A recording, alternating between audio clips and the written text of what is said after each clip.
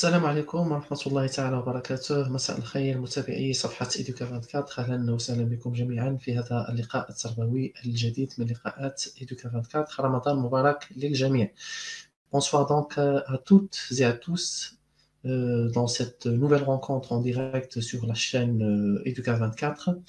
Vous êtes tous la bienvenue dans cette rencontre interactive en direct autour de la réussite scolaire. J'aurai donc dans cette rencontre l'immense plaisir d'accueillir aujourd'hui un professeur éminent. Il s'agit de M. Khalid Barkaoui qui travaille en tant qu'enseignant du primaire relevant de la direction provinciale de Boulmen, un professeur dynamique aussi sur les réseaux sociaux à travers des capsules vidéo très riches que je vous recommande d'ailleurs d'aller voir sur YouTube au nom de Khalid Barkaoui. C'est le nom de sa chaîne qui fêtera bientôt, dans quelques jours, sa deuxième année avec plus de 100 vidéos et autant d'abonnés que de vues. Monsieur Khalid Barkaoui est également un membre actif au sein de l'association marocaine des enseignants de français, comité provincial de Boulmen, où il assure le poste de responsable de production dans tout ce qui a une relation avec la rédaction des rapports des activités initiées par ce cadre associatif. Monsieur Khalid est aussi vice-président de l'Association du développement de la coopération scolaire, annexe de Boulmen. Il rédige des articles en arabe et en français dans des journaux nationaux, version papier ou bien électronique. Donc, c'est un parcours très riche et bien sûr, on lui souhaite une très bonne continuation. Voilà, donc merci et bienvenue, monsieur. Et surtout, merci encore une fois d'accepter notre invitation. Et j'espère que nous allons passer avec vous une agréable soirée, plein de moments de réflexion et de partage. Bienvenue, monsieur Khalid. Bonsoir. Et je vous souhaite la bienvenue au sein de notre page Educa dans cette rencontre en direct. Bonsoir, monsieur Khalid. Bonsoir. Merci, Sertla, pour cette allocution concise et profonde. Bonsoir tout le monde. Je suis en fait hyper content. C'est avec... Oui, Sertla. Donc, je suis hyper content d'être parmi vous aujourd'hui. Ravi de partager avec vous ce moment de réflexion que j'estime instructif, constructif et passionnant à plus d'un titre, un moment d'intelligence collective et de collaboration pour trouver quelques clés pour renouer avec la réussite scolaire. Je tiens en premier lieu à remercier le Centre marocain d'ingénierie humaine relevant de la Fondation L'Imam Malik pour la culture et le développement. Je réitère mes sincères remerciements à mon humble ami Nordine El-Bkhti, qui m'a contacté et qui m'a suggéré de prendre part aux activités initiées par la Fondation, qui visent en premier lieu le rehaussement des compétences du capital professoral et la professionnalisation de ce noble métier que nous exerçons avec passion et enthousiasme. Je remercie vivement mon ami Abdallah qui se charge et qui se chargera de la modération de cette rencontre purement pédagogique et interactive et qui, il faut le reconnaître, est très attendue par... Et véritablement, cette rencontre est très attendue par les enseignants au premier chef, mais aussi par les chefs d'établissement, par les inspecteurs et tous les responsables éducatifs, sans perdre de vue, bien entendu, les élèves et leurs familles respectives.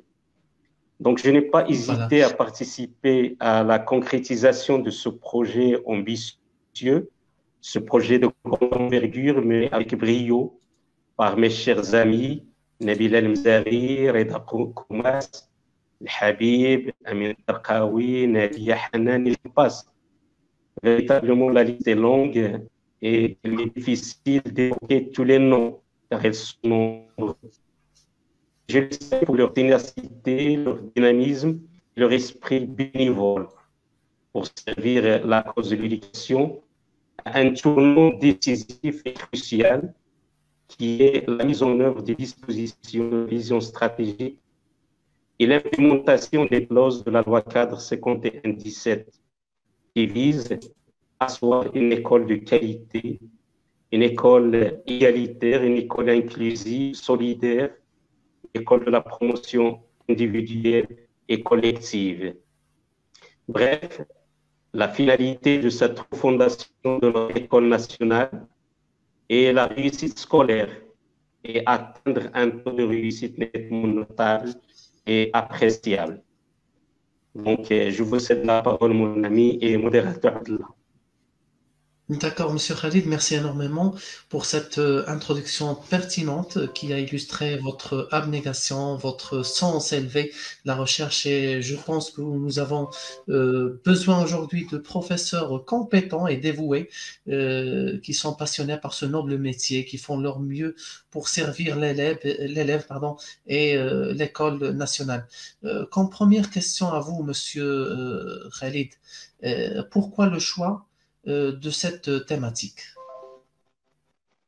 Bon, sans doute, eu égard à la complexité de notre tâche et de la diversité des profils d'élèves, eu égard aussi à cette prolifération des théories éducatives, des approches, des pratiques professionnelles, des outils numériques, des stratégies variées d'apprentissage, nous avons besoin d'enseignants hautement qualifiés, compétents et performants qui agissent vite pour trouver les réponses aux situations multiples que nous rencontrons chaque jour dans l'exercice de notre noble tâche, qui est en fait la transmission du savoir. Et dans la transmission, il y a la mission et les enseignants sont unanimement convaincus de la mener à bon port. Véritablement, des thématiques comme la formation, la qualification, la mise à niveau, l'évaluation, l'accompagnement, l'encadrement des enseignants est un large débat qui mérite en soi une autre intervention ou une autre conférence pour mieux comprendre ce maillon vulnérable. Il est clair, pour répondre véritablement à votre question, il est clair aujourd'hui que chaque élève il est obsédé par l'idée de réussir son cursus scolaire coûte que coûte. Le professeur en seconde position est lui aussi hanté par ce souci primordial de réussir sa mission qui consiste à aider chaque apprenant à réussir son année scolaire. La direction administrative, elle est préoccupée elle aussi par l'idée de la réussite scolaire. Chaque directeur, épaulé par un staff ou seul, aspire à augmenter le taux de réussite scolaire. Et annuellement, chaque établissement scolaire se targue d'avoir élevé le taux de réussite. Le corps d'inspection pédagogique ne déroge pas à la règle. L'inspecteur est hanté, il est tourmenté lui aussi par la question de la réussite scolaire. Dans ce même cadre, il met en place des sessions de formation ou des ateliers pour amener les enseignants sous sa supervision à améliorer davantage leur aptitude et leur dextérité professionnelle en vue de la mettre à la disposition du groupe classe et partant aider chaque apprenant à réussir brillamment. La réussite scolaire occupe donc une place de choix dans la politique éducative de chaque direction provinciale, de chaque académie régionale d'éducation et de formation, à l'échelle nationale aussi. Il est à noter que cette problématique tourmente le ministère de l'Éducation nationale qui s'efforce à chercher les meilleures démarches, les meilleures stratégies d'apprentissage et les meilleures modalités pour accroître le taux de réussite scolaire. Il ne faut donc pas perdre de vue aussi les familles et à travers eux, les associations de parents d'élèves qui n'hésitent pas à mettre le paquet pour créer les conditions optimales, favorables, à même d'amener tous les élèves à réussir. Et quand on pose la question à un élève, pourquoi vous vous rendez quotidiennement et régulièrement à l'école? Sa réponse se décline comme suit. Je vais à l'école pour apprendre les fondamentaux, à savoir lire, écrire et compter. Mais le plus important, cet élève est en quête permanente de bonnes notes et de mentions. Bref, il cherche la réussite scolaire. J'espère que je me suis parvenu à répondre humblement et modestement à votre question. Bien sûr, Monsieur Khalid. Alors, lorsqu'on parle, Monsieur Khalid, de la réussite scolaire, c'est quoi la réussite scolaire en votre avis? Et car à travers vos mots et votre intervention, on se rend compte que cette réussite tant attendue n'est pas la hantise et la préoccupation majeure de l'enseignant. Au contraire, il paraît que c'est une affaire sociétale. Bien sûr, c'est une affaire sociétale, car la réussite scolaire, c'est difficile en premier lieu à la cerner, à l'identifier, mais je vais, grosso modo, vous livrer quelques éléments. Tout d'abord, il faut être adapté au système scolaire et avoir su répondre aux attentes de l'enseignant. Il faut bien vivre à l'école en tant que bâtisse attractive qui procure à l'élève ce plaisir et ce désir d'apprendre. C'est aussi aller à l'école avec plaisir et enthousiasme. C'est avoir l'envie d'apprendre par curiosité. Et c'est un espace qui doit susciter cette curiosité, la renforcer. Et il faut aussi avoir une bonne image de soi, être bien dans sa tête et dans sa peau en face des activités scolaires, pouvoir s'adapter à une situation scolaire ou extrascolaire, l'acceptation de l'appartenance à un groupe, ce qu'on appelle communément la socialisation, être dans la normalité comme le plus grand nombre d'élèves qui fréquentent soit la classe, soit l'école. C'est aussi la capacité à assimiler l'enseignement dispensé.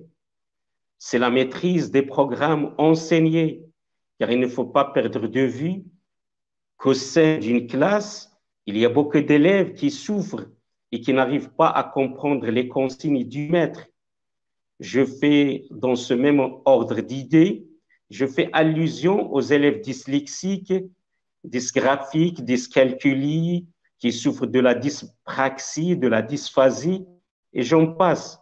En d'autres termes, la dyslexie, la désorthographie, la dyscalculie, la dyspraxie et ainsi de suite, il entraîne très souvent des troubles des apprentissages. Et c'est pourquoi ces élèves ont besoin d'être soutenus, non seulement par l'enseignant en classe, mais aussi par des spécialistes extérieurs à l'établissement, comme l'orthophoniste, le psychomotricien, le neurologue, le psychologue. Et il faut mettre en place des adaptations scolaires au sein de leur classe. Réussir aussi, c'est acquérir les enseignements de base qui permettent une aisance dans la vie personnelle. C'est la maîtrise de la langue française, c'est la maîtrise du langage mathématique pour s'insérer professionnellement. C'est savoir trouver une solution devant un problème quelconque. C'est renforcer cette autonomie pour apprendre seul. Donc, vous l'avez deviné juste, c'est là. La réussite scolaire est une affaire de toute la société qui implique en premier lieu l'élève, ses enseignants, les directeurs, les inspecteurs, les parents, les acteurs associatifs, les décideurs économiques, les décideurs politiques, mais également et a fortiori, il implique les acteurs économiques qui attendent avec impatience un profil pointilleux qui répond parfaitement aux exigences économiques imposées par la mondialisation. Pour justement répondre à votre question concernant ma propre définition de la réussite scolaire, je peux dire ce qui suit. C'est l'envie ardente qui obsède chaque élève contre l'école. Être bien noté, intelligent, et avoir un diplôme qui lui ouvre la voie d'une nouvelle réussite, à savoir la réussite professionnelle. Donc la réussite peut aller au-delà. Il s'agit de la capacité de l'élève à mobiliser ses différents savoirs et connaissances pour résoudre des problèmes et réaliser des projets. Et donc, pour décrocher ce sésame, les parents cherchent la meilleure école, les meilleurs professeurs, la meilleure direction qui exige l'excellence et la rigueur. Et en plus de ça, les familles n'hésitent pas à mettre le paquet en offrant des cours particuliers à leurs enfants. Malgré ceci et cette mobilisation, les notes demeurent médiocres ou pas à la hauteur des attentes de l'élève et de sa famille respective. Et donc, si on se réfère au dernier rapport national du PNEA, le Programme national de l'évaluation des acquis de 2019, qui émane de l'instance de l'évaluation nationale, relevant du Conseil supérieur de l'enseignement chapeauté par M. Omar Aziman, il paraît que les résultats obtenus par les participants à ce test de positionnement sont catastrophiques, voire calamiteux. Et ce sont en fait des tests qui ont touché les élèves de la 6e année de l'enseignement primaire et les élèves de la 3e année du cycle secondaire collégial. Le rapport met donc l'accent sur notre échec scolaire. Et c'est cette situation alarmante qui a poussé les décideurs à actionner les dispositifs pour mettre en œuvre les dispositions de la vision stratégique 2015-2030. Et partant, les clauses de la loi cadre 51-17 qui visent à asseoir le socle d'une école de qualité, d'égalité des chances, de la promotion individuelle et collective. En un mot, la réforme entreprise depuis 2015 est obsédée en soi par la question de la réussite scolaire collective. Et je pense aussi que la mise sur pied du projet ambitieux de ce qu'on appelle aujourd'hui l'éducation inclusive, il s'inscrit dans ce cadre de la recherche systématique de la réussite scolaire. Un chantier vaste qui implique toutes les composantes de la société. Chacun doit mieux connaître les contours de sa responsabilité et donc doit agir pour atteindre cet objectif. En d'autres termes, dire tout simplement que la réussite scolaire incombe à deux piliers qui sont l'enseignant et l'élève est un faux débat à mon sens. Certes, l'enseignant a un rôle à jouer et personne ne peut le nier, mais ce n'est pas le seul qui assume la responsabilité. Nous sommes dans un seul paquebot, dans un seul navire, et notre intelligence collective doit agir positivement pour réaliser la réussite de tous nos élèves. Donc voilà, en quelque sorte, des éléments de réponse concernant votre seconde question, M. Abdallah. Merci, Monsieur Khalid Barkaoui. C'est vraiment un gigantesque plaisir de vous écouter, car votre intervention est riche et renferme un ensemble d'informations vraiment pertinentes qui vont nous aider aussi les parents à mieux connaître ce constat critique que vous avez évoqué. Vraiment et personnellement, je suis fier de vous, Monsieur Khalid, d'avoir en premier lieu été aujourd'hui parmi nous et fier de votre parcours et je suis régulièrement, je vois régulièrement et je les suis vos vidéos sur votre chaîne YouTube. Alors, Monsieur Khalid, à votre avis, quelles sont les clés pour aider l'élève à réussir? Tout d'abord, permettez-moi au préalable de vous remercier infiniment pour vos mots élogieux à mon égard et à l'égard de ma chaîne YouTube, qui, j'espère, regorge. C'est avec un grand qualité. Vous faites vraiment un effort très considérable qu'il faut, reconnaître.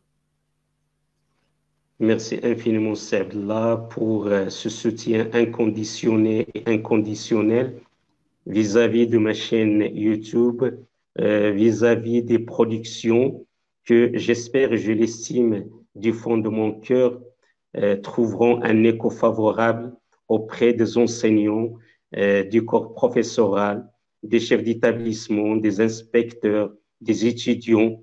Donc, tout ce parterre, tout ce beau monde qui est impliqué d'une façon ou d'une autre dans ce processus d'enseignement-apprentissage.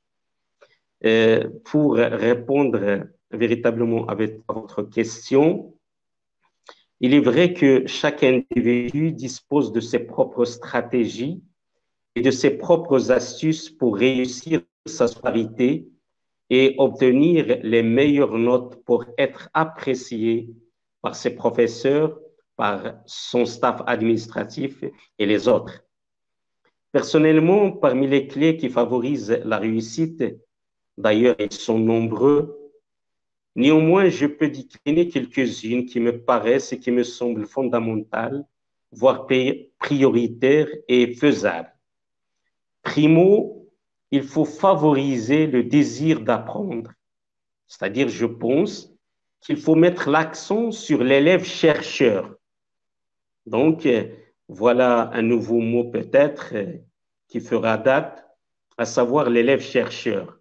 C'est-à-dire un élève qui lit des livres, qui regarde des documentaires, qui accorde un vif intérêt à l'art et à la culture. Un élève qui prend part aux activités scolaires, mais aussi, et c'est le plus important, aux activités parascolaires. Moi, je suis de ceux qui clament haut et fort une importance extrême à l'art et à la culture au sein des établissements scolaires. En invitant nos élèves à faire des recherches sur, par exemple, la Journée mondiale de l'enseignant, la Journée internationale des droits de l'homme, la Journée internationale de la langue arabe, la Journée mondiale de la francophonie, la Journée onusienne de l'eau, la Journée internationale de la poésie, du théâtre, du livre et des droits d'auteur. J'apprécie effectivement la présence d'un élève qui fait des recherches sur la Journée nationale de la femme, sur la marche verte, l'indépendance de notre patrie, la Journée nationale de la sécurité routière, la Journée nationale de la coopérative scolaire, la Journée nationale de la présentation du manifeste de l'indépendance, etc., etc. Moi, je suis un fervent défenseur de la mise en place d'activités variées, d'activités récréatives qui aident l'élève à s'épanouir et à réussir en pariant davantage sur des disciplines comme l'épellation, comme le conte, le théâtre, la BD, la grande dictée, l'Olympiade de la langue française, le meilleur narrateur, le meilleur orateur ou la meilleure oratrice.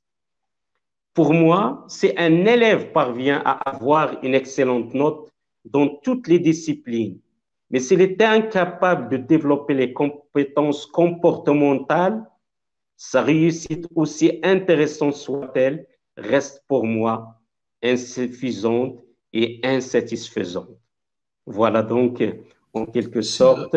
Monsieur Oui. Khalid. Oui. Monsieur Khalid. Oui, c'est là. Je m'excuse. J'ai écouté avec attention votre intervention et quelque chose a attiré mon attention. Il y a quelque chose que je n'ai pas compris. Alors, vous avez dit en substance que pour vous, un élève peut obtenir une bonne note et donc une bonne moyenne, et pourtant ses résultats demeurent insuffisants car cet apprenant était incapable de développer les compétences comportementales. Pouvez-vous expliciter cette notion, ce point de compétences comportementales? Qu'est-ce que ça veut dire? Oui, avec énormément de plaisir, mon cher, c'est là. Il est vrai que l'élève est tourmenté par la sacro-sainte note et par le diplôme. Or, ce qui me paraît très important à souligner dans ce cadre, ce que cherche vraiment le décideur économique, qui va demain offrir un poste d'emploi à notre lauréat.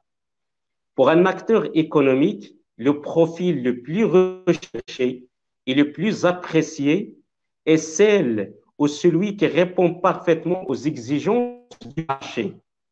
Ces exigences, on les appelle les compétences comportementales.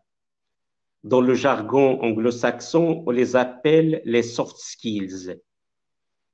Et parmi ces soft skills, je peux décliner la communication, la coopération, l'esprit critique, la créativité, l'empathie, l'adaptabilité, la résolution des problèmes, la prise de parole en public, la confiance en soi, et j'en passe. En d'autres termes, demain, le recruteur exige une fluidité et une aisance linguistique et communicationnelle, une communication facile et une maîtrise des langues étrangères, une ouverture d'esprit, une capacité à résoudre les problèmes complexes en faisant preuve de créativité et d'audace. Mais aussi, c'est la capacité à résoudre ces problèmes avec un esprit d'équipe, une intelligence collective. Le recruteur demain exigera de son candidat à faire montre de réflexivité pour sortir des chemins parcourus et déjà sillonner et trouver les meilleures solutions vite et efficacement, car on vit dans un monde ponctué par la concurrence loyale, mais aussi déloyale. Et il faut s'imposer sur le marché, sinon vous risquez de perdre votre emploi, et en particulier devant la prolifération de ce qu'on appelle aujourd'hui l'intelligence artificielle. Ce que cherche un recruteur, ce sont des valeurs humaines comme l'empathie, la tolérance, la positivité, apprendre à apprendre toute une vie. Il faut donc être bien outillé pour vivre et pour survivre. Notre monde est impitoyable et il est temps de mieux former le citoyen de demain pour l'aider à trouver sa place. Voilà, c'est là ma conception concernant ce nouveau vocable qui fera bien sûr date, à savoir les compétences douces, les compétences transversales, les compétences comportementales connues sous le nom ou sous l'appellation de les soft skills. Merci, Monsieur Khalid, pour ces informations fournies lors de votre réponse de bonne aloi qui vont sûrement nous offrir la porte et le regard pour axer notre action pédagogique sur les soft skills que nous sous-estimons vraiment le rôle. Voilà donc un sujet que vous pouvons aborder prochainement dans une des rencontres avec vous, c'est Khalid, Inch'Allah, si vous pouvez, bien sûr. Alors, ma question. Inch'Allah. La question de ce Khalid est est-ce qu'il y a d'autres clés à mettre en avant pour aider nos élèves à réussir leur scolarité, mais aussi leur vie future? Bien sûr, M. Abdullah, c'est une question tout d'abord pertinente et qui mérite une réflexion. Bien entendu, il y a d'autres clés à mettre en exergue pour soutenir et pour aider nos élèves à renouer avec la réussite scolaire, mais aussi pour réussir leur vie future. Je peux proposer le fait d'admettre que votre enfant est différent de vous, c'est-à-dire arrêter de lui imposer de lire de la littérature s'il s'intéresse à la science-fiction à titre d'exemple. L'essentiel, c'est qu'elle fasse de la lecture et qu'il améliore son orthographe et son expression. Il faut absolument éviter de projeter sur votre enfant vos propres désirs et confondre son parcours scolaire avec le vôtre. Un autre point qui me paraît essentiel et fondamental comme clé de la réussite scolaire, c'est la gestion optimale du temps.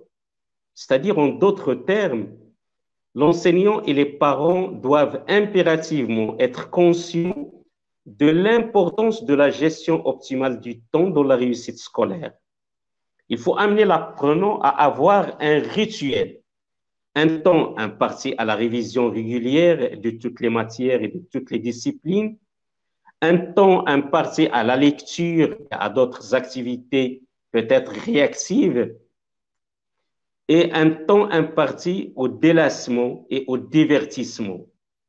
Bref, un temps pour les activités scolaires et un autre pour les activités créatives ou extrascolaires. Faites-lui comprendre le sens des études, c'est-à-dire donner un sens à ses études et à ses apprentissages. Un enfant doit comprendre qu'il ne travaille pas pour juste faire plaisir à ses parents, mais pour lui, afin d'atteindre un but personnel plus tard dans sa vie professionnelle. Aidez-le donc à se projeter dans l'avenir en stimulant en lui des ambitions à atteindre. Demandez-lui ce qu'il souhaiterait exercer comme métier ou les choses qu'il aime faire. Et il saura ainsi que ses efforts à l'école vont le mener vers la réalisation de ses rêves. Il faut aussi dévoiler publiquement devant les élèves des modèles inspirants. Par exemple, de Fouad Laroui, de L'Oudghiri, L'Yazami, Leila Slimani, Taha Ben Jelloun, et la liste est longue et n'est jamais exhaustive. Ce sont donc des personnalités en vue qui sont très appréciées pour leur culture, leur engagement, leur combat acharné pour le développement de leur pays.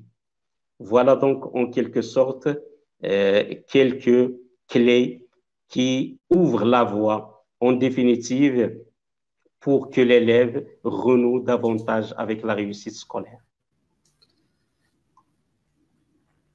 D'accord, Monsieur Khalid, c'est vrai ce que vous avancez, monsieur, et je pense que la mission des enseignants n'est pas facile et exige surtout de nouvelles compétences, d'autres atouts pour accompagner l'élève et le responsabiliser aussi pour l'orienter vers la voie de la réussite. Alors, Monsieur Khalid, pouvez-vous partager avec nous les autres clés de la réussite, car on a hâte à les découvrir et s'en inspirer pour réussir notre tâche.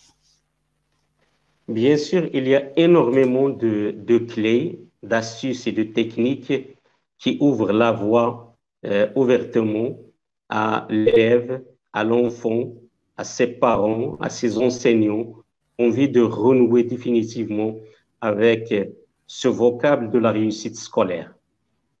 Je peux suggérer le fait de booster sa confiance en soi.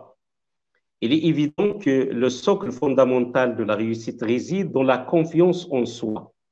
Et c'est la raison pour laquelle il faut aider l'élève à développer cette confiance en faisant des recherches, en participant à différentes activités et à présenter toujours devant l'auditoire, devant le public, ses projets, ses envies, défendre ses points de vue, l'inciter à argumenter et à convaincre l'auditoire. Ceci va booster davantage sa confiance. Rappelez toujours à votre enfant et à votre élève combien il est intelligent et valorisez à chaque fois ses bons résultats et ses performances, aussi futiles soient-ils. Ce qui importe le plus, c'est l'effort fourni, c'est la progression, c'est le travail qui est effectué. Il faut aussi relativiser ces échecs. N'insistez pas trop sur ces échecs et ne lui faites pas de reproches si vous êtes certain qu'il a fait de son mieux. Il faut déclencher en lui le mécanisme de la prise de confiance et de la motivation pour réussir la prochaine fois.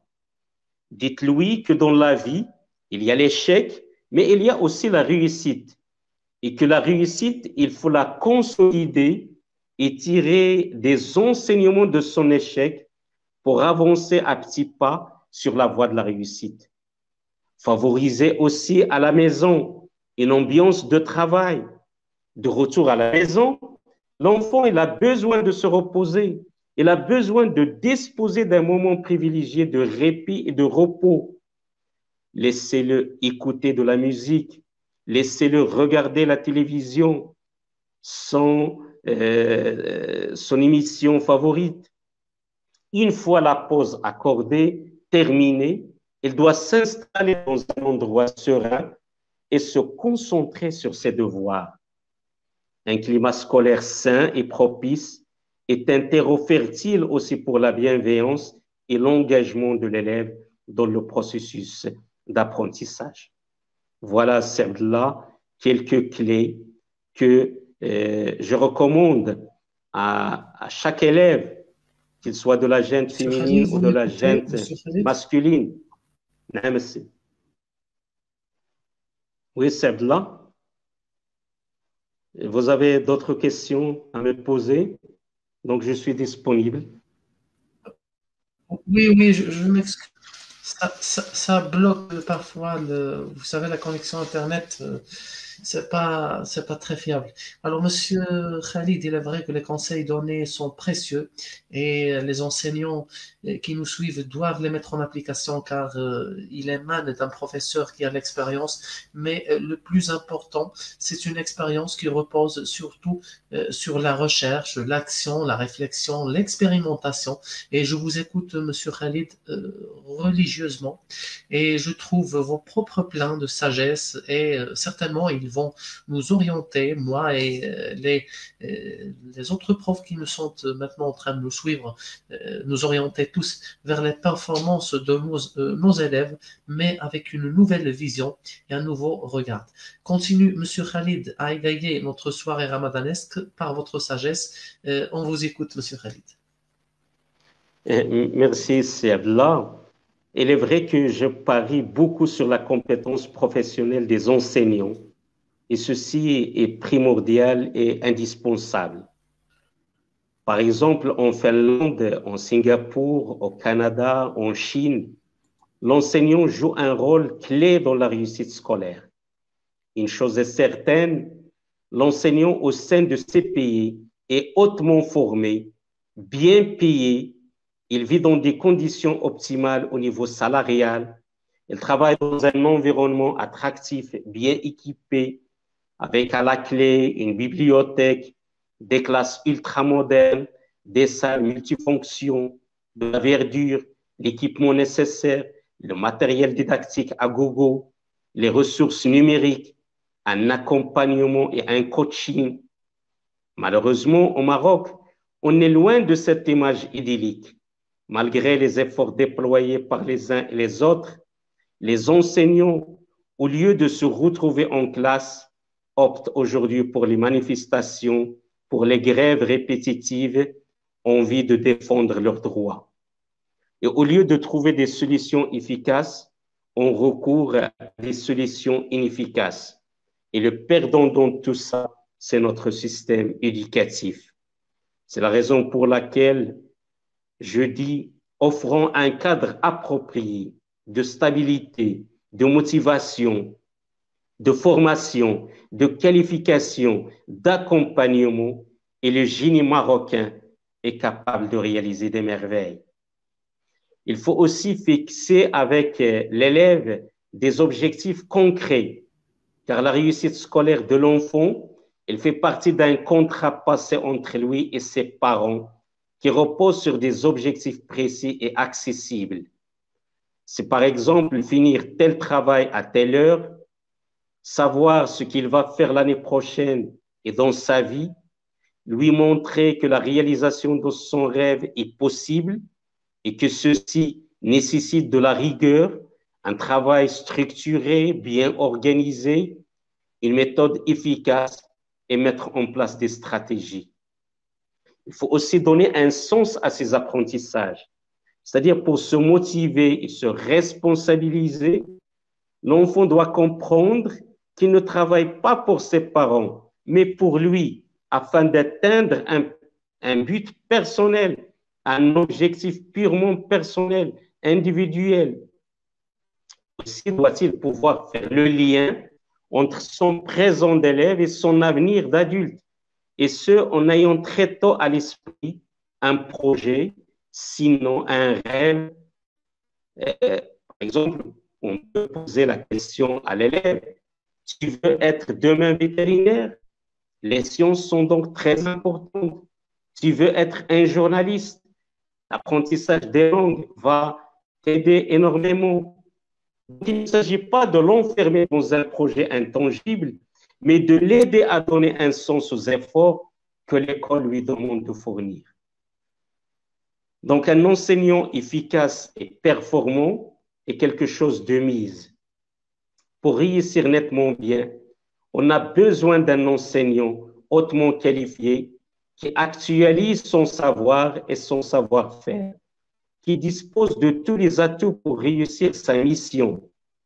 On a réellement besoin d'un enseignant qui a une maîtrise disciplinaire, pédagogique et didactique, qui connaît bien les approches, les techniques et les stratégies d'apprentissage pour aider chaque élève à réussir tout en prenant en ligne de considération le rythme d'apprentissage et les spécificités de chaque profil.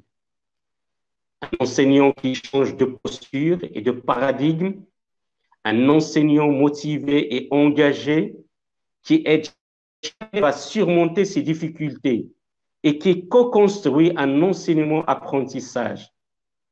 Nous avons grandement besoin aujourd'hui d'un enseignant qui valorise, qui est positif et qui maximise et qui a pour vocation de réduire les inégalités cognitives et qui est capable de soutenir les élèves en situation de difficulté ou de troubles d'apprentissage. Il faut donc se mettre au service de la réussite scolaire.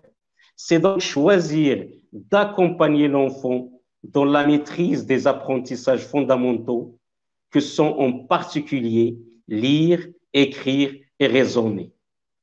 Ce sont ces apprentissages de base qui permettent d'accéder à tous les autres. Ce sont ces apprentissages de base qui constituent des outils intellectuels, académiques pour comprendre le monde et participer à son évolution pour se comprendre et vivre en société. Savoir lire, écrire, raisonner, respecter autrui, se repérer dans le temps et l'espace, s'organiser, savoir apprendre, voilà les compétences essentielles à posséder pour réussir à l'école et ailleurs aussi. Il s'appuie sur des connaissances, des habiletés et des attitudes, c'est-à-dire les savoirs, les savoir-faire et les savoir-être qui s'élaborent et s'affirment dans un cadre bien plus large que le milieu scolaire. Voilà donc, en quelque sorte, les éléments les plus fiables, les plus crédibles que chaque élève, que chaque famille, que chaque enseignant doit emprunter s'il veut véritablement faire aboutir le projet de la réussite scolaire de chaque élève, qu'il soit garçon ou fille, au sein de la classe et au sein de la sphère scolaire en général. D'accord, monsieur Khalid Barkaoui. Merci infiniment pour ces informations appréciables et cette intervention riche que je peux qualifier d'historique. Et pour moi, qui vous connais en tant que membre du groupe de la réussite pédagogique, vous êtes un professeur respecté, compétent et aujourd'hui, vous avez montré l'étendue de votre potentiel et sans doute tout le monde est satisfait et tout le monde est particulièrement les enseignants du cycle primaire sont contents et fiers de vous. Si vous permettez, Monsieur Khalid, je passe maintenant à partager quelques questions qui ont été posées de l'association Al-Malik et du groupe Najah. Je commence par la question de notre chère collègue Madame Nabila Mzari. Est-ce que vous ne voyez pas, Monsieur Khalid, que le modèle d'élève que nous espérons doit être encadré par des éducateurs d'une mentalité ouverte et moderne, que ce soit parents, profs, administration, etc.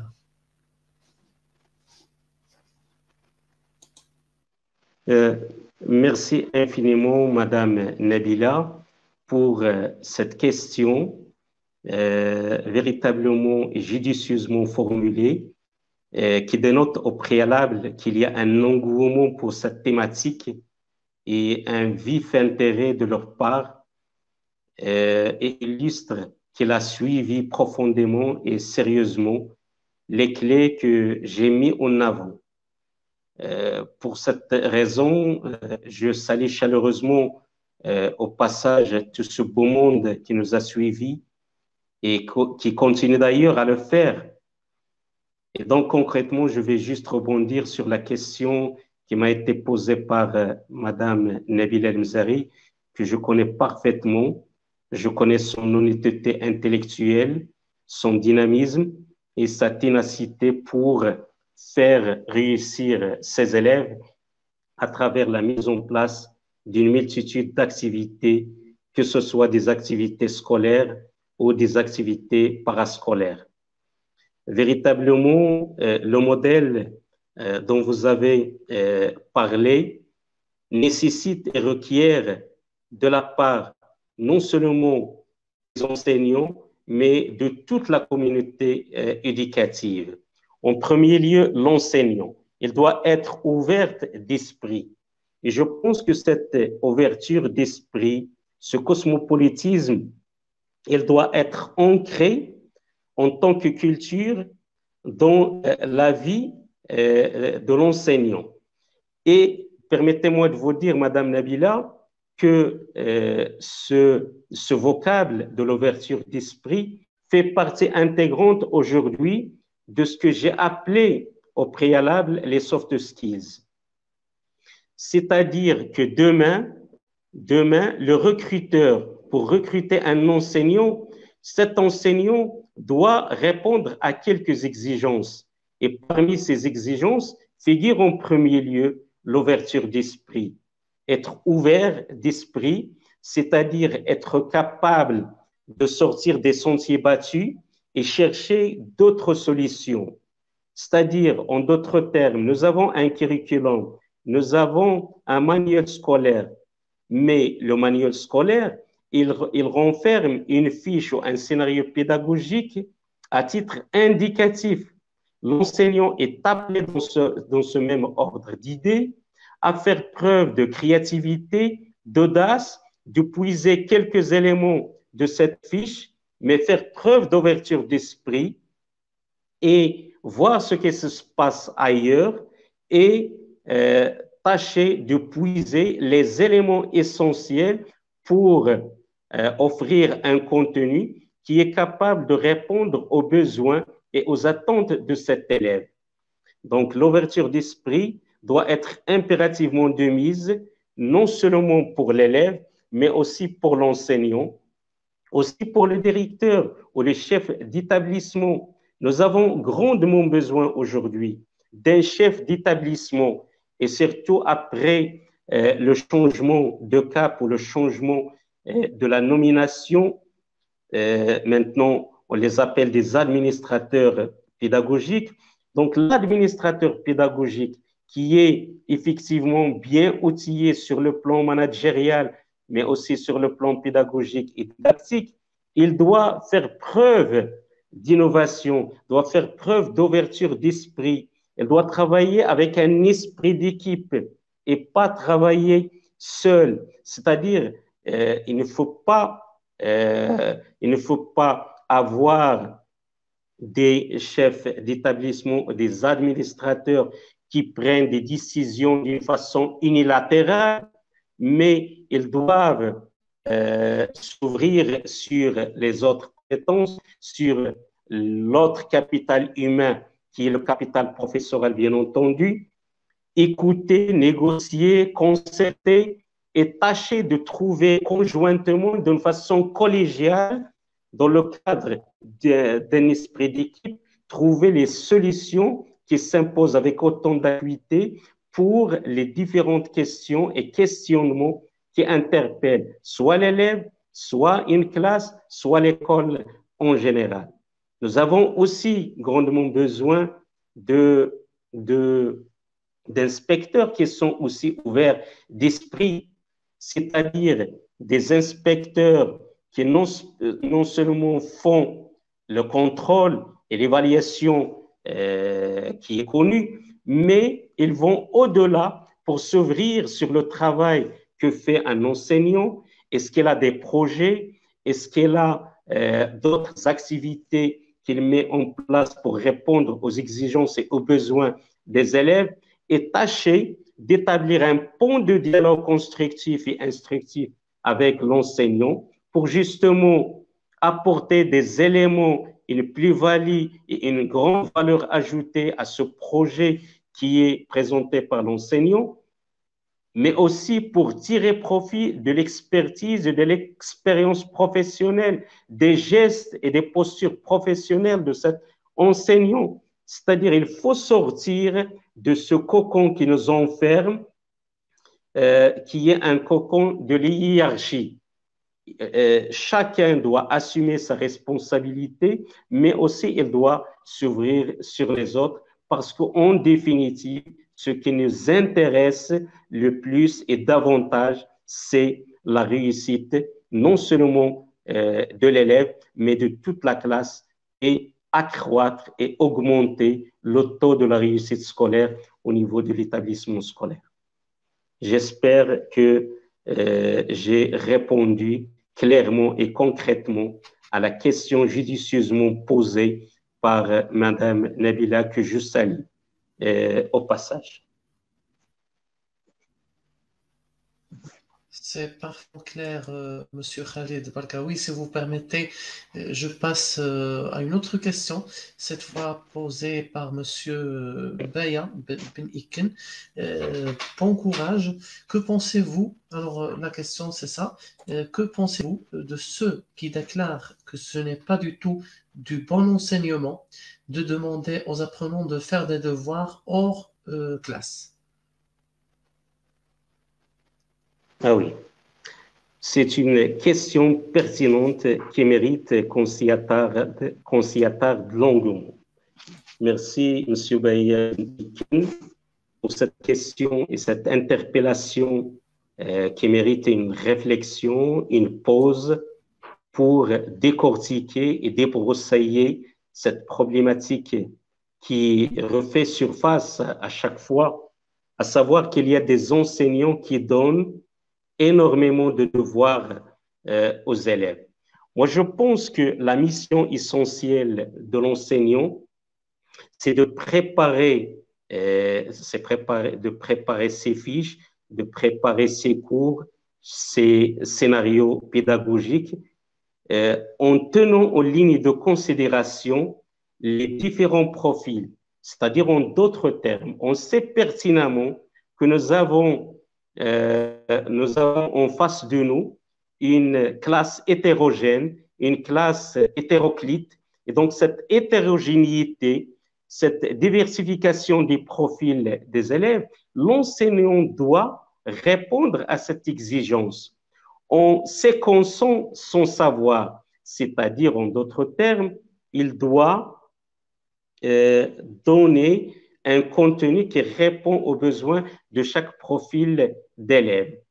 Et donc, l'élève doit comprendre, doit apprendre, doit comprendre, doit faire convenablement et correctement et d'une façon appropriée le travail exigé et demandé par l'enseignant, parce que dans ce cadre, il y a deux éléments essentiels. Il y a la première mission de l'enseignant qui consiste à enseigner, et c'est l'élève qui apprend. Et l'enseignant ne doit pas faire le travail de l'élève, c'est-à-dire lui qui pose les questions et c'est celui qui répond aux questions. Non, la mission de l'enseignant doit être claire, au contour clair et net, et la mission titanesque de l'élève doit aussi, elle aussi, être claire et nette. Donc, l'enseignant enseigne et l'élève apprend. Et il doit apprendre véritablement au sein de la classe. Et il faut mettre à sa disposition tous les outils, que ce soit des outils numériques, que ce soit la didactisation d'autres disciplines, comme le théâtre, comme l'épilation, comme la narration, et j'en passe. L'essentiel, c'est que le professeur doit trouver les moyens appropriés et les stratégies d'apprentissage adéquates pour répondre aux besoins des différents profils qui se trouvent en classe. Et donc, l'élève, quand il sort de la classe, qu'est-ce qu'il va faire? Il va tout d'abord se reposer. Il doit avoir cette liberté, il doit disposer de ce moment de répit et de repos, de délassement, de divertissement. Cela n'empêche pas, de temps en temps, on peut lui demander de faire quelque chose qui va l'enrichir. À titre d'exemple, j'ai parlé précédemment de la nécessité impérieuse de commémorer en grande pompe les journées nationales et les journées internationales. Et ce que nous cherchons en définitive, c'est un élève chercheur, un élève qui prend énormément de plaisir à lire hors classe. Donc, ça n'empêche que l'enseignant peut demander à l'élève de lire, de s'enrichir, d'étoffer, de développer son répertoire lexical et structural, de chercher des informations qui ont une étroite relation avec une journée internationale comme la journée de la femme, la journée du livre, la journée internationale de théâtre, et j'en passe. Ça, c'est très important parce que ça, il va nous donner un élève complètement aguerri, complètement épanoui, complètement inscrit dans ce dynamisme de développement initié par notre pays.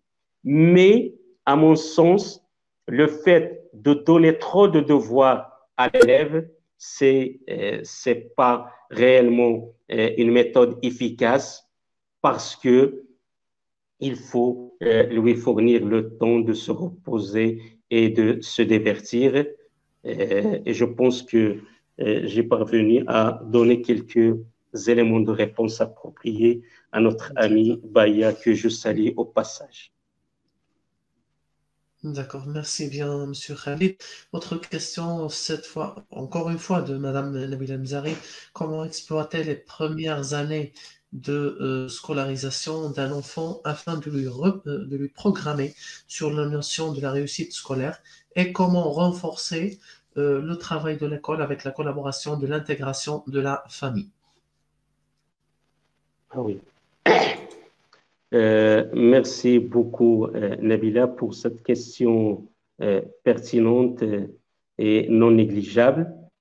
Je pense que le Maroc s'est inscrit pleinement dans la dynamique de la mise en place de ce qu'on appelle la préscolarisation, c'est-à-dire à un âge précoce, on demande et on exige aux familles d'inscrire leurs enfants au sein des établissements scolaires, que ce soit relevant du secteur privé ou des secteurs publics.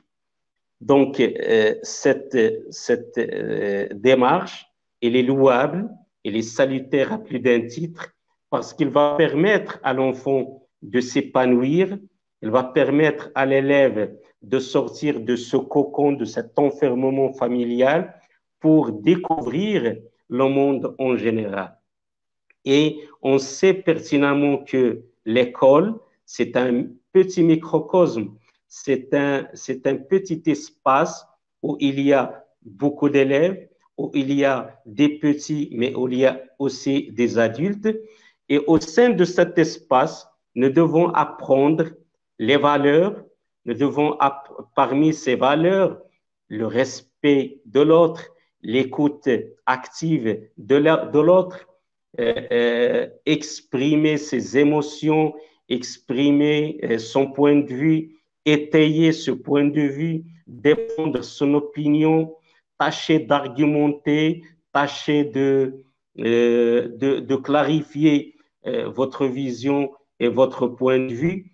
Donc, je pense effectivement que cette période, elle est non seulement cruciale, mais elle est importante et indispensable dans la mesure où il permet à l'enfant de développer et de façonner, de construire, grosso modo, sa personnalité en termes d'écoute de l'autre, en termes de respect, en termes de développement et d'étoffement de la confiance en soi, de l'estime en soi, de cette prise de parole devant le public et devant l'auditoire. Donc, véritablement, il faut que l'élève saisit cette occasion propice qui lui est offerte pour s'épanouir et pour s'éveiller. Et donc, l'enseignant aussi doit être en mesure d'accompagner, de coacher cet élève pour lui inculquer les valeurs qui sont véritablement des valeurs qui puisent leur essence de notre foi islamique, mais aussi avec une ouverture sur les valeurs internationalement reconnues, comme l'ouverture d'esprit, comme la tolérance, la patience, l'amour, l'attachement à la patrie. Et j'en pense. Et je pense que j'ai abouti à répondre clairement à votre question, Madame Nabila. Merci pour votre apport pour contribuer aussi efficacement que possible à l'enrichissement du débat. Oui, c'est Abdallah. Merci à vous, Monsieur Khalid. Autre question de Monsieur Amin Tarqawi. Alors, il dit Khalid, et merci aussi à IDK24, merci à vous, monsieur Amin, pour ce sujet très intéressant. Question, ne voyez-vous pas que la motivation des enseignants est une clé primordiale parce que on ne peut pas motiver un enfant alors que nous sommes démotivés?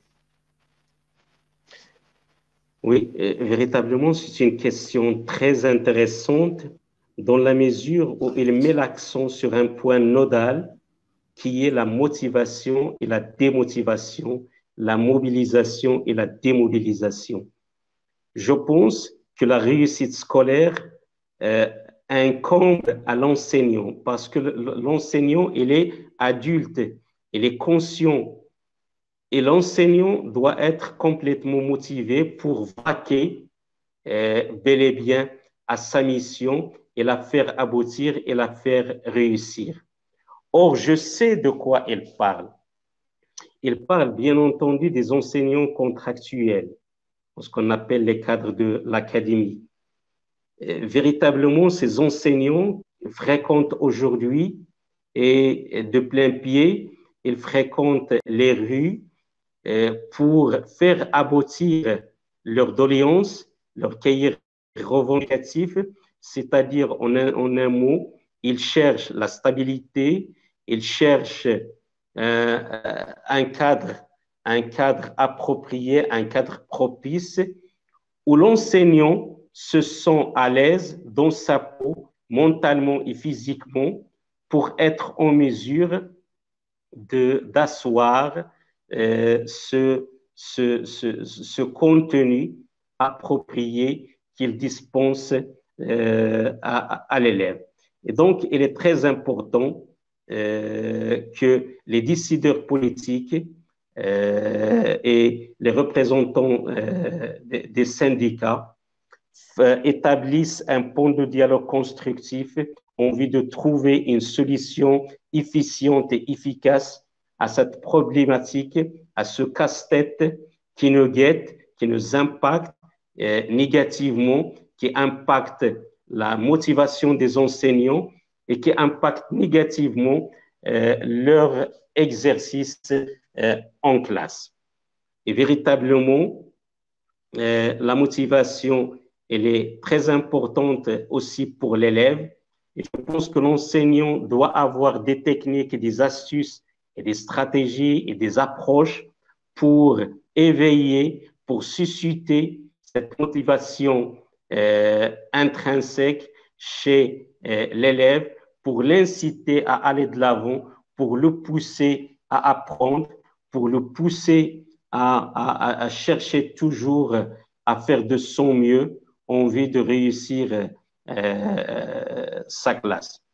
Et je pense que l'école, elle est devenue aujourd'hui obligatoire et sa mission consiste, à mon sens, au-delà de l'apprentissage des fondamentaux, il est appelé à capter l'attention des élèves. Il est appelé à susciter la motivation des élèves.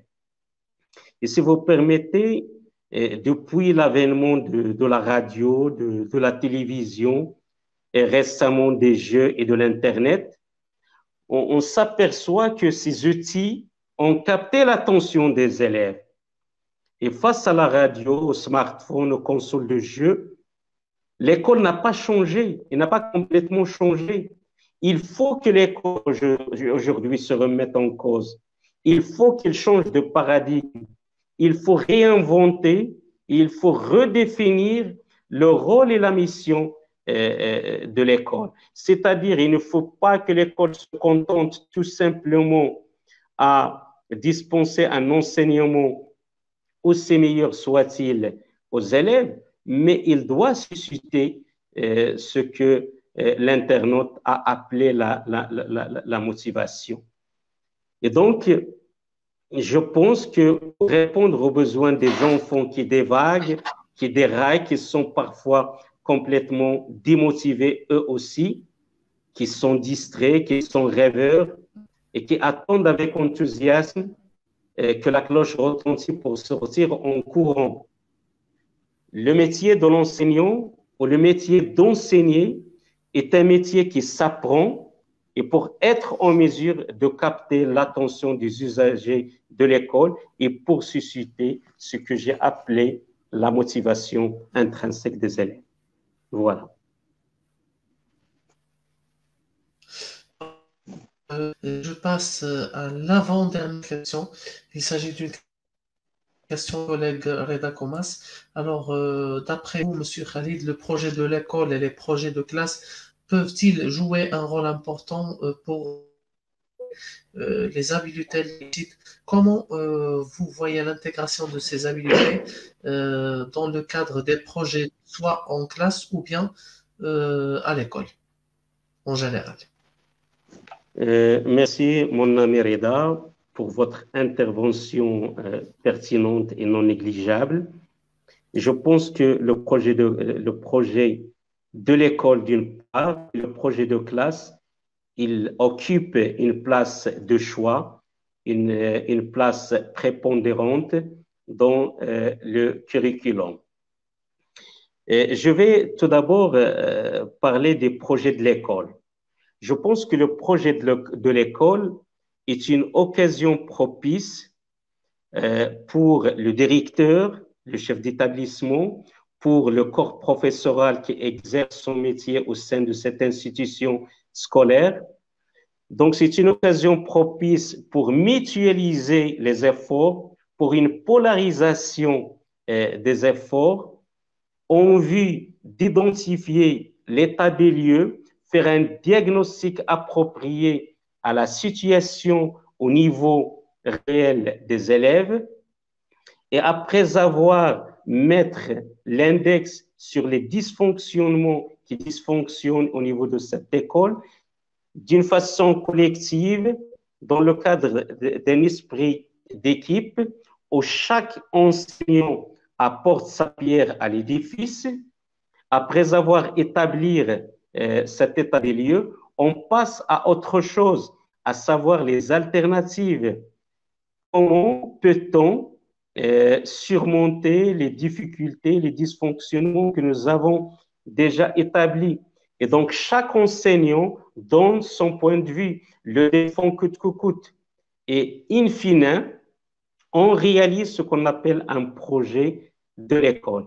Et ce projet, il tombe à point nommé pour répondre exactement aux soucis et aux attentes des élèves en particulier. Après, ce projet d'école, il peut être séquencé dans le cadre de ce qu'on appelle les projets de classe. C'est-à-dire que chaque enseignant, dans sa propre classe, doit puiser les fondamentaux, le socle essentiel du projet de l'école. Il va le déverser, mais d'une façon intelligente et intelligible au niveau de la classe pour répondre aux dysfonctionnements qui ont été mentionnés au préalable. Et si vous voulez schématiser en quelque sorte, on peut dire que parmi les problèmes et les problématiques les plus flagrantes dans laquelle sombre la quasi-totalité des écoles du secteur public, il y a le niveau déplorable de nos élèves, que ce soit au niveau de la langue arabe, la langue française, la lecture, c'est-à-dire que la quasi-totalité des élèves ne parviennent pas à lire, à déchiffrer, ils annonnent au niveau de la lecture. Et donc, cette situation d'échec scolaire va pousser cette intelligence collective, cet esprit d'équipe à faire valoir des alternatives pour amener les élèves de cette école, de cet établissement scolaire à surmonter ces contraintes, à surmonter ces difficultés. Et donc, à mon sens, le projet de classe, il tombe à point nommé pour répondre à un besoin.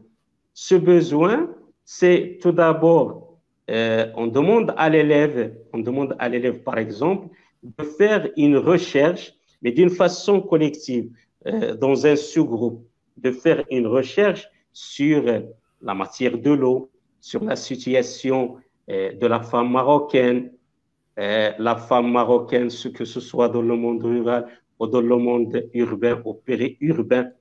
Donc, l'élève, il fait une recherche seul, d'une façon individuelle, mais il concerte avec ses amis pour trouver une plateforme commune. Et dans cette plateforme commune, ils vont donner naissance à un produit fini et final. Et ce produit, ils vont, en définitive, le présenter devant l'auditoire. Et donc, parmi les habiletés qu'on inculque à l'élève en lui demandant de faire ce projet de classe, c'est tout d'abord la collaboration, la coopération, la communication que ce soit en langue arabe ou en langue française. On lui demande d'oser prendre la parole devant ses camarades, de tâcher en quelque sorte de convaincre et de persuader son camarade du bien fondé et de l'utilité de ce projet de classe et de son impact positif sur non seulement le groupe, mais le groupe classe en général. Donc voilà grosso modo les habiletés et les soft skills que peut développer, que ce soit le projet de l'établissement ou le projet de classe. Et inévitablement primordial d'accorder une importance toute particulière à cette discipline qui est la discipline du projet de classe. D'accord. Alors, Monsieur Khalid, dernière question d'un autre Monsieur Khalid, il s'agit de Monsieur Khalid, notre inspecteur pédagogique, occasion pour le saluer et aider encore une fois à participer avec nous dans une de ces rencontres qu'on prépare et qu'on présente chaque semaine sur la page Educa24. Alors la question est pourquoi les parents ont perdu la confiance et ils cherchent les clés de la réussite à l'extérieur de l'établissement scolaire, surtout dans les centres de soutien. Alors qu'avec cette question, on va clore, Inch'Allah, cette rencontre en direct, Monsieur Khalid. Merci, c'est Khalid Agadir, pour cette question pertinente, c'est-à-dire pourquoi les parents ont perdu aujourd'hui la confiance.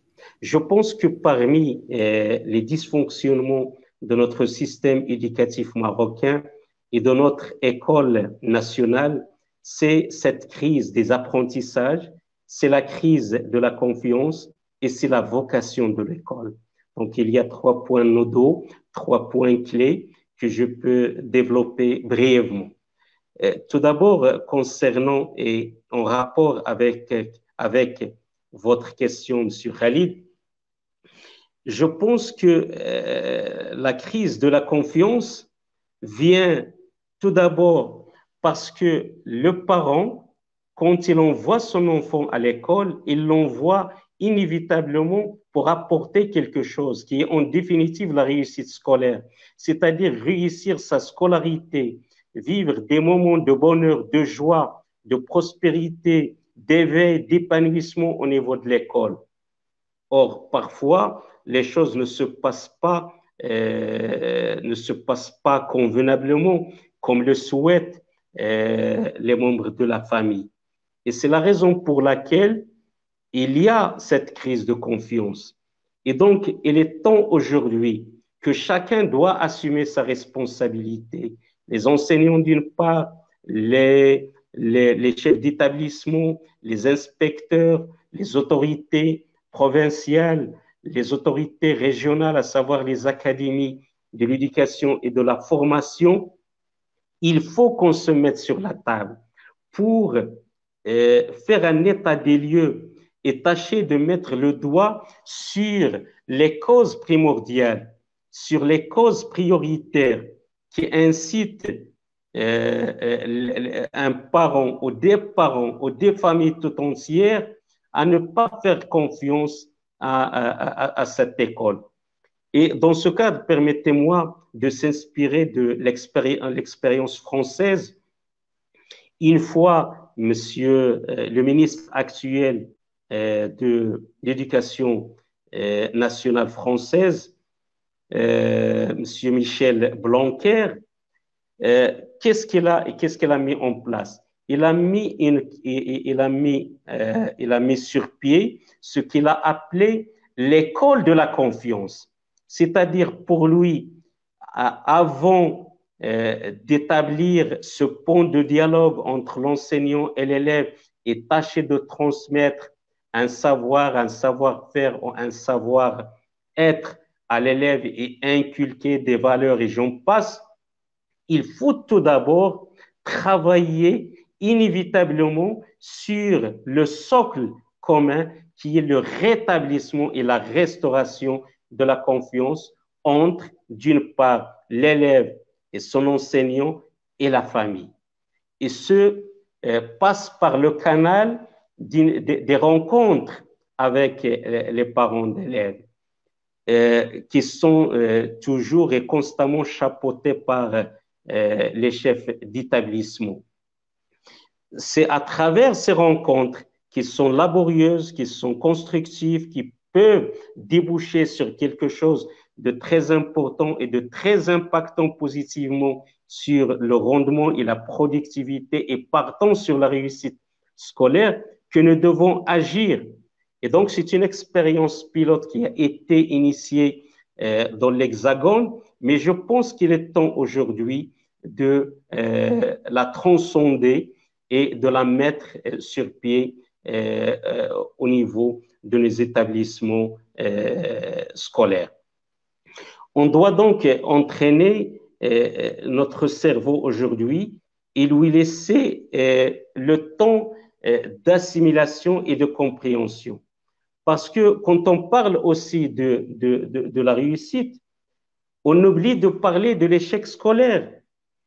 Et on fait allusion, quand on parle de l'échec scolaire, on fait allusion à la sortie de l'école sans qualification et sans diplôme. Et donc, la première des choses à faire, c'est de faire aimer l'espace scolaire à l'élève et l'aider à changer de perception, que l'école est utile, que l'école sert à quelque chose, que à travers ce parcours scolaire, l'élève peut demain avoir un métier, avoir une place de choix dans la société. Et c'est à travers ce canal, c'est à travers ce pont qu'on peut rétablir cette confiance. Mais il y a aussi la crise des apprentissages, c'est-à-dire que la quasi-totalité, et ce n'est pas moi qui le dis, il y a véritablement les tests internationaux et il y a les tests nationaux qui confirment cette tendance que notre école, au sein de nos écoles, on ne sait pas qu'est-ce qu'on apprend au niveau de nos écoles. Et donc, il faut mettre fin à cette crise des apprentissages. Et la dernière crise, c'est la crise de la vocation de l'école. C'est-à-dire aujourd'hui, l'école n'est pas un ascenseur social et c'est la raison pour laquelle il y a cette démotivation et il y a cette démobilisation qui doit nous interpeller et nous inciter à réagir illico presto pour voir ce qu'on peut faire judicieusement pour aider nos enfants à s'en sortir et pour améliorer notre score, que ce soit dans les tests de PISA, de Teams ou de Pearls, ou que ce soit dans les tests de positionnement qui sont initiés par l'instance de l'évaluation nationale qui relève du Conseil supérieur de l'enseignement et de la recherche scientifique, c'est-à-dire nous devons faire en sorte que le travail doit être collectif pour trouver des solutions qui sont efficaces et qui sont efficientes et qui peuvent nous aider à renouer ensemble avec notre institution nationale. Voilà. Voilà, merci donc. Merci donc, Monsieur Khalid Barka, pour votre intervention riche, pertinente et dont nous avons vraiment bénéficié, moi personnellement et bien sûr ceux qui nous ont suivis en direct sur la page Educa24. Alors, je remercie aussi à la fin de cette rencontre Monsieur Nordin Barti qui a participé très positivement à la réussite de cette rencontre. Je vous rappelle, monsieur, que l'enregistrement de ça sera disponible très bientôt sur notre chaîne YouTube Educa24. Et je vous rappelle aussi, comme d'habitude, Educa24 sur le 06 38 89 06 11 ou bien par email sur contact.educa24@gmail.com. Notre ami Monsieur Hassan aura le plaisir de vous contacter pour vos propositions et aussi vos critiques. D'ici une nouvelle rencontre, je vous souhaite très bonne nuit. Merci de nous avoir suivis. Merci encore une fois à Monsieur Khalid Barkaoui que nous avons eu le plaisir d'accueillir aujourd'hui.